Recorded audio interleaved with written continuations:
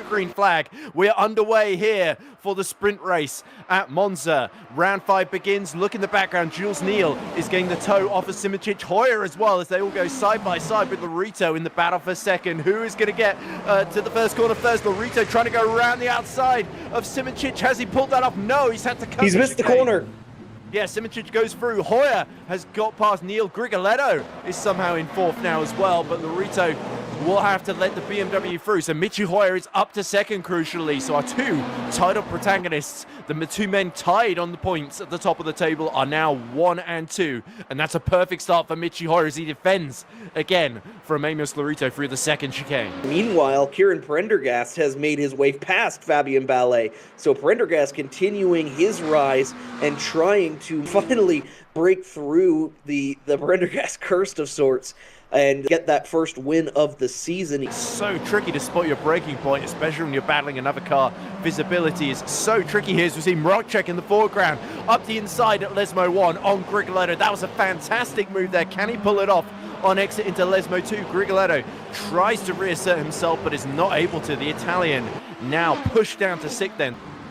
Yeah, the second of the Italian brands, the Lamborghini represented here. And oh my goodness, just fighting desperately for grip through Lesmo 1 and into Lesmo 2. They're side by side. Callum Cripps and Michele Rodriguez side by side, and it looks like double the move from Callum Cripps is going to try to get through. Yeah, actually going to slot in between. So now Valtteri Maninen is the meat in the McLaren sandwich. Callum Cripps desperately trying to hold on to that position. There we go. Oh, and is that Crawford in trouble? Oh, Marcus, Marcus, what have you done? Just coming out of Ascari, he got a little bit too wide. Jules Neal trying to make his way onto the podium positions. He's going to fake to the left, go to the right, but Amos Lorito going to have the preferred line going into Ascari. He just nails that apex. Jules Neal trying maybe a bit of a crossover, and they're going to go still line astern coming out of the chicane. But now Jules Neal going to try to go to the left-hand side. Looks like he's got the overlap and a bit of a run here, so just to the quarter panel of Amos Lorito, but he's not going to be in the position he wants to be going through Parabolica. Jules Neal and Amos Lorito side by side, Cadillac on Cadillac. The gold Cadillac to the inside is going to get the better of him and maintain the position all the way down the straightaway, but turn 1 is going to be the biggest opportunity here for Jules Neal to try to take that position away. Yeah, so Jules Neal, of course, the teenager driver for G League Esports. Can the Frenchman put one over on Amos Lorito? So experienced in sim racing as the head driver coach for Lamborghini Esports. Jules Neal sticks his nose in there and he's going to muscle his way through at the Red Filio. There was just enough space there left by Amos Lorito, and Jules Neal put the Cadillac right into it, but the move's not done yet. Amos Lorito refuses to yield through the Curva Grande. Side by side they go, bumper to bumper. This is wheel-to-wheel stuff in the pouring rain, but it's Neal that's got the inside for the Della Roggia chicane. Can he brake late enough to complete the move and stay within the track limits? Yes, he can. Can Callum Cripps get through then? He's going to go side by side into the Della Roggia. Oh, contacts! Vermac around. Zach Vermac just survives that one there, but Callum Cripps was not shy about showing his nose. Oh, finally up the inside through Ascari comes Callum Cripps there. Callum Cripps, the second time of asking, is able to get through into 4th position. Mrokcek now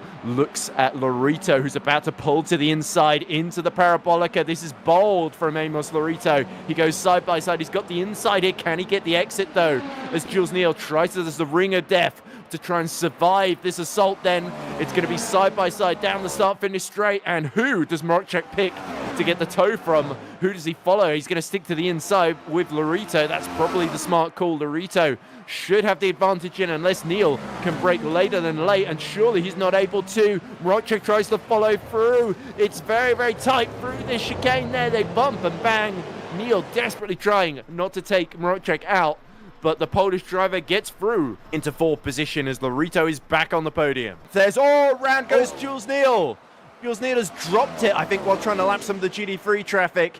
Jules Neal, who was running in the podium for so long, was in 5th when he suddenly spun on the exit of Ascari there. Now Mrokcek senses here is the moment as he goes, squeezes in between the Cadillac and the Corvette towards the Red Filio then. He's going to try and go around the outside of Amos Lorito. Lorito about to lose the rear end.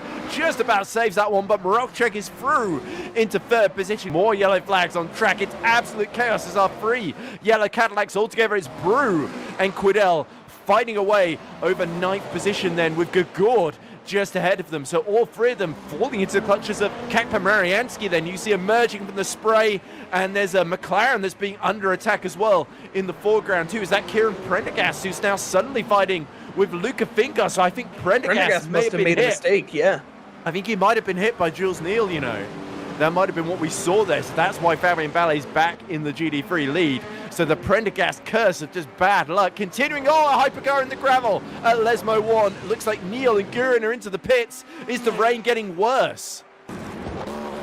Either the rain is getting worse, but the unquestionably the visibility is getting worse as we see one of the number 3 Cadillacs just absolutely stuck, no wheel, getting into the lead battle for LMGT3. So just ahead should be Fabien Ballet, and we see now the first DNF. It's Clement Grigard in the number 3 who will retire that car. Oh, have we lost Fabien Ballet from the race as well? We're struggling to pick him up on the broadcast, and that potentially has put Sebastian Wunsch then almost by default into the lead. I think Fabien Ballet got disconnected there while leading the class. That's so unlucky, and that's our second leader in the GD3 class in this race to hit trouble then. Maninen is going to have to try to hold off Kieran Prendergast, and I'm not sure he's going to be able to do so for very long because that Inception McLaren obviously has some great pace. We'll have to see if there was any damage done by whatever had happened that ended up getting him all the way down the order from the lead, and is going to be able to have the inside line, the preferred lane going into Parabolica. He's going to go around the outside at Curva Grande and put himself in fantastic position for the chicane now. Oh, let's see, Zach Vermaak in. is going to close the door. He did the exact same move on Callum Cripps not too long ago and very nearly got run over. Meanwhile, Morgan Bono, there's contact. Morgan Bono going around the outside, and there's going to be contact between the two of them. So very nearly tragedy there for the Ferrari as the McLaren desperately trying to get track position on Zach Vermaak and the BMW. And now he's got the run. He's going to go to the outside. Is he going to have enough pace to clear him by the time they get to Ascari? Oh, you can tell Zach Vermaak does really not want to give up this podium, even to Kieran Prendergast. Prendergast flashing his lights as if to say, do you know who I am? Maninen. He can't think about attacking because he's got to defend from Fingard, who is right in the toe then as they let Grigoletto go through. And Fingard now pulls to the inside for the Red Ophelio. Maninen's going to be stranded on the outside. There's nowhere for him to go, surely. He can't brake late enough, and Zach Vermaak is almost holding both of them up there, and that allows Maninen to, bully his way, pushes Fingard onto the gravel. Yeah, despite only 10 LMGT3s in the race today. Big time contact there. Looks like Maninen just did not get the exit he was hoping for, and Rodriguez now going to take advantage into Lesmo 1, but on the outside now is the BMW. Is he going to be able to hold off the McLaren behind? He was attacking, now he desperately has to defend, and it looks like he's just going to maybe be able to hold on to that position. A loose moment for the McLaren. Emerging from the spray comes Maninen. Fingard, Rodriguez, and now Rodriguez has actually been caught by Regan Mitchell as well, so Mitchell has actually had a strong recovery. Michelle Rodriguez trying to get back past Regan Mitchell, so they are now side by side heading into the second chicane, and it looks like Rodriguez is going to take the spot. Rigoletto's through. He's up the inside then at the Parabolica there. Sorry to cut across you, Braden, but that was fantastic opportunism there. Vermaak, I think, has lost that 4 position because he's gone into the pit lane with 20 minutes to go. Maybe he just was starting to run out of grip on those wet tyres. Then Maninen is off now at the Red Ophelio, and that potentially has allowed a load of cars for including Luca Fingard, of course. So, yeah, it's all kicking off now. And meanwhile, we see big off for Luca Fingard, and he's going to lose a bunch of time to Valtteri Maninen. As we see Simic is in the pits. Marokchek is also in the pit lane, so Michi Hoyer, the only one of the top 3 to continue on, and I have to imagine maybe a splash and dash for these cars. The strategy is going to be interesting. It looks like they've both gone up on the jacks at this point, trying to get out into contact now. Callum Cripps, hard contact with the stopped Cadillac ahead. I think that was Fabio Grigoletto now instead. It was either I have to imagine, yeah. Brew or Lorito. I think it was Brew, actually, because Lorito is still out there, isn't he? So Hoyer and Lorito now first and second, but Are they going to... We saw how low Hoyer was on tires. Is he surely going to have to follow these guys in? Is Prendergast now being held up behind Aurelian Brew? So more bad luck for Kieran Prendergast as he gets a penalty on the pit exit there. As into the pits comes Michi Hoyer. Surely he knew. He saw which way the wind was blowing and knew he could not risk it out there. So that's surely going to hand the lead back to Simoncic. Oh, and it's Quidel. Quidel, that's big damage to that car as he comes through. Yeah, that looks like Parabolica. suspension damage. Any sort of mistakes. Is he in not? the race, Oh, Ferrari, and it's and now Neil. Jules Neal is off.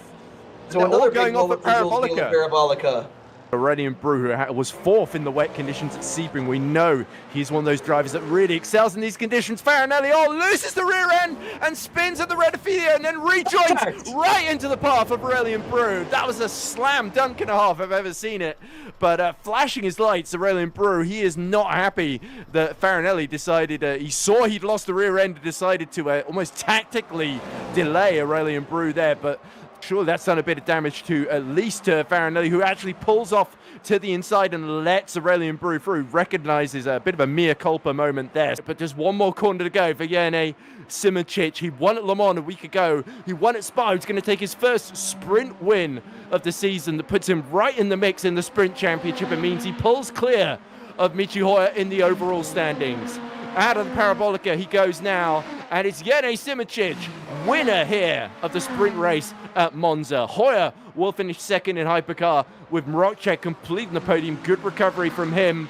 Seb Wunsch is going to just hold on to take his second win in a row after Le Mans a week ago then. And look, side by side, it's Prendergast past Manningen, and that's going to be crucial for the championship to limit the damage that Wunsch can do to him. But Manningen loses out on the last lap of the race. Mariansky laps the pair at them. And Manningen trying to go up the inside, and Ascari well over the curb there. Prendergast absolutely did not give up there, despite everything in this race going wrong for him. It was close in the end, wasn't it? But Callum Cripps made up a 8-second deficit, I think, from the early phases to be just 9/10 behind over the checkered flag, Sebastian Wunsch. And Wunsch, our new championship leader then, he's certainly gained a lot of ground in the last week or so, hasn't he?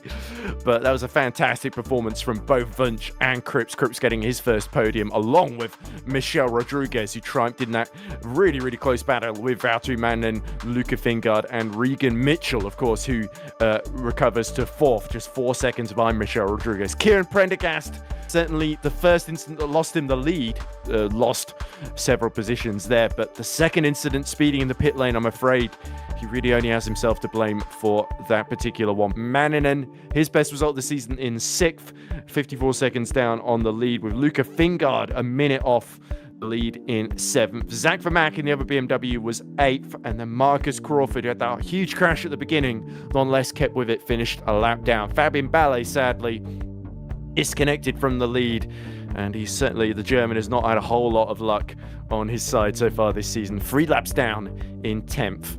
In Hypercar, it's a 3rd win of the season, a 2nd win in a week for Jene Simoncic after 35 laps of racing action. He really was in control of that race pretty much the whole way through from the start of it, with Michi Hoyer in 2nd, just holding off David Marocek. So our top 3 in the championship in that order in the result here. Fabio Grigoletto, another 4th place for him. Great battle with Amos Lorito as well. Over 4th there, with Lorito equaling his best result this season in 5th. Aurelian Brew did actually beat Daniele Farinelli, of course, in those closing stages, as Farinelli, a crucial mistake, losing the rear end. Kappa Mariansky, also very good result for him. A minute down off the lead in 8th, ahead of Bert Knops. And then Marco De Bono, I think after all the misfortune he suffered, to at least scrape into 10th position, 66 seconds down on the lead. I think Marco can feel, well, I did everything I could today.